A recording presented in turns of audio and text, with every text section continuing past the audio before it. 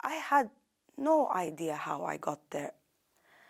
I was still carrying the knife. He told my parents that he wanted to marry me.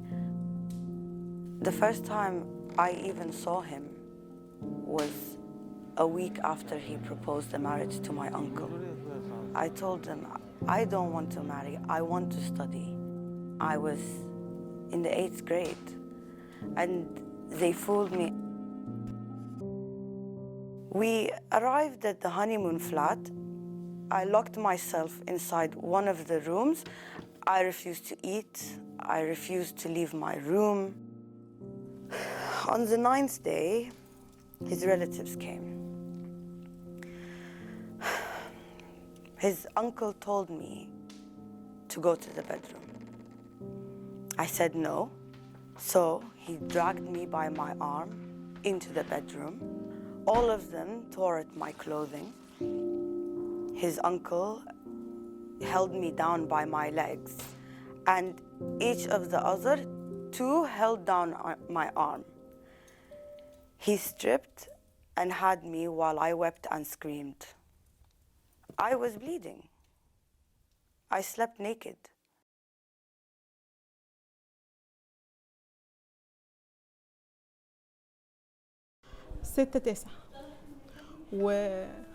My son left on September 6th. 7 days later, they told us the ship he was on has sunk. Ibrahim's son was 17 when he disappeared. She says smugglers later told her he was crewing one of their ships headed to Italy. And she's not alone. As we spoke to Ibrahim, another mother sits quietly crying, waiting to tell us her story. He never stole. He never worked in smuggling or any of these things. They told him, come work for 10 days fishing and come back. And since September, and up to this moment, this fire is burning us. We can't eat, drink, or rest. A lot of the parents don't want to show their faces, but they do want us to show the pictures of their sons. This is Karam.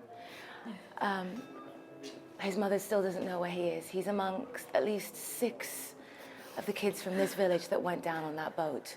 Their families have been searching for the last 9 months, and they still have no idea where these boys are.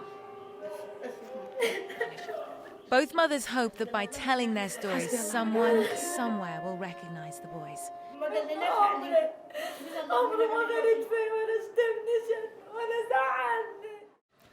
As we finished up the interviews, news had spread that the next stop on our journey was Sicily.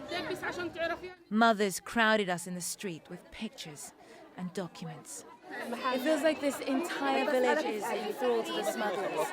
This has become such a lucrative trade that a lot of these mothers that are flooding around us, they say that their sons were forced on these ships, were forced to man these ships, and now they say that they've been imprisoned in Sicily.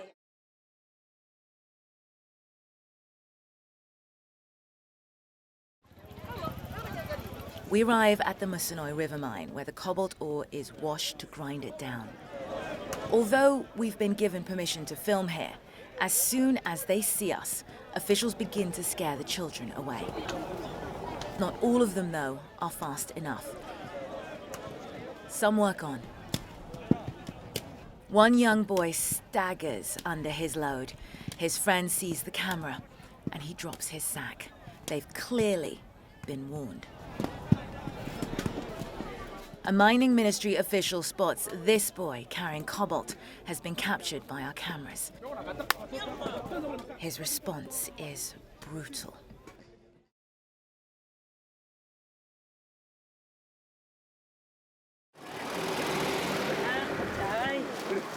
This is the moment Abdullah Shrem has been waiting months for. The moment he finally gets to meet Marwan. Abdullah was responsible for helping smuggle Marwan to safety. Marwan is 11 years old. 3 years ago, when he was just 8, he says he was abducted by ISIS and forced to serve as a slave on their front lines. Since then, he's been sold on 11 times. From Sinjar to Aleppo, then from Aleppo to Tabqa to Raqqa, Wilayat al-Khair to Haq al-Umar. He casually counts off towns and territories, reciting with equal bravado his slave duties. ISIS, he says, trained him to use an RPG, a Doshka machine gun, a pistol. I blew things up twice, he tells me, with pride. He shows us how to throw a grenade. The trick, he says, is to count to 3 first. He shows us his wounds.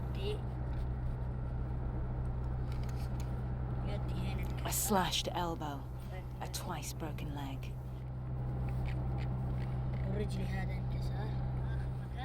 His eyes, though, a window into the trauma he's seen. As we arrive at the refugee camp that now houses his family, Marwan can't quite believe his eyes. His sister, brothers, then grandmother. Marwan's father is still missing. The joy today of Marwan's return, a reminder to his grandmother of her loss. A loss, she says, never leaves her, never leaves any of them.